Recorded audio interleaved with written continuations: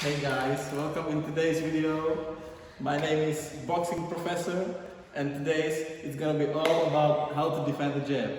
So I have my brother here. So in high guard we can block it like that, yeah. And now we can add the sticks to the left and to the right, yeah. Now be careful about slipping to the right, because when you slip to the right, your opponent can time you with a right cross, yeah? So watch out for that. Now we can add a pull, yeah? So we can pull like that, yeah? So we have a high guard, parry, slip to the left, slip to the right. Now we can pull, and now we can also use our feet. So when he jabs, I just step out of the way, yeah? Just like that. Again, that is the safest way how to defend the jab, just move your feet. But if you cannot move your feet, or you just want to walk your opponent down, you just have your hands up and you can parry, or block, slip, counter, yeah? If you shoot maybe 2 jabs, you can just maybe parry, and slip to the right, or parry, slip to the left, parry, or just take it in the high guard. But once again, it setups is another shot. You can set up another shot from it, yeah? So be careful about that.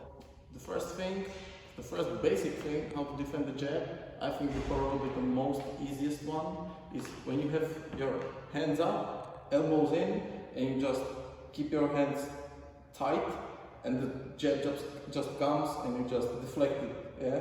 But the problem with that is the impact still affects your head. The view is kind of messy, because for a split second you can't really see, right? Because the jab is right in front of your face, yeah? So that's really the con of the high guard, yeah?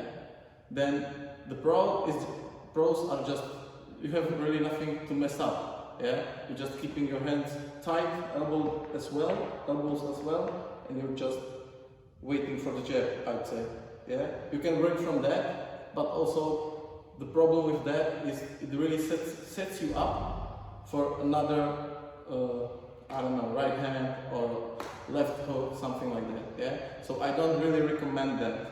I think it's the most easiest one, but yeah, it has a lot of cons. Yeah. So the second thing is catching the jab. Catching the jab is a bit harder than just keeping your hands up, waiting for the jab to come.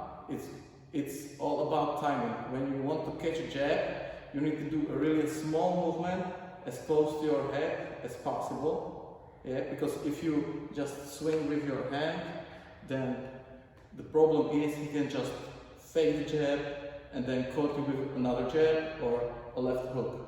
Yeah, so you really need to be aware of that. So drill it, and you will also see what to do to catch the jab. So now I'll tell you about the pros.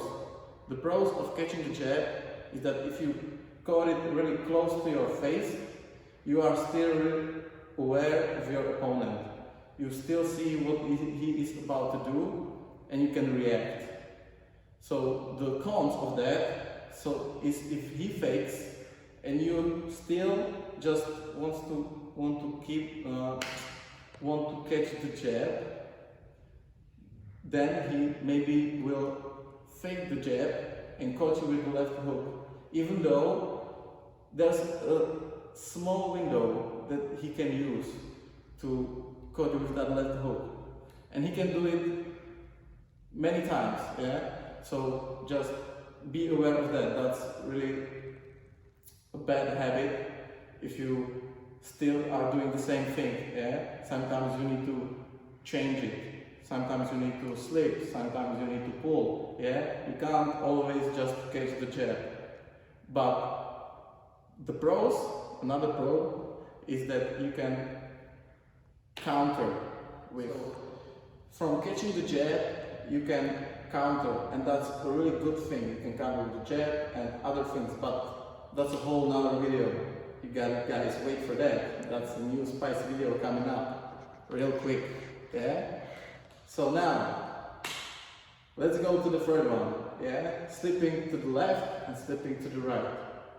When you want to slip to the left and slip to the right, it's nothing difficult. If you know how to slip, then you just slip to the left and you can counter from that or slip to the right. Be careful about slipping to the right, because if you slip to the right and you're not aware, or your opponent is aware that you're slipping to the right a lot, he can time you with the right hand real quick, and that's a knockout punch right there. Yeah? So be careful about that and mix it up. Mix it up with another thing, and that's a pull. Yeah? Pulling is, I think, also with catching, really good thing to do. You can mix it up with the slips to the left, slips to the right, and pulling. Those three things, when you combine it together, it's really hard to hit you. Yeah? Even though you would have your hands down, still it is really hard to hit you with a single jab when you're moving your head to the left, to the right, and pulling. From that, again, you can counter, but like I said, that's a whole nother video. Then, the last thing we have, and probably I would recommend that if you have a space behind you, you need to really be aware of the ring IQ you have. Yeah? So, it's the feet, right? The easiest way to just get out of the range is getting out of the range. Just step back with your feet and you will be out of the range right there. Yeah, so moving your feet is, I would say, maybe the easiest, but for sure the safest. Yeah, you won't get caught when he shoots a single jab and you just step with your feet. You're just out of the range. He won't hit you ever. Yeah, so the feet are just the safest way for sure. So guys, I hope you enjoyed today's video. Drill those things I showed you.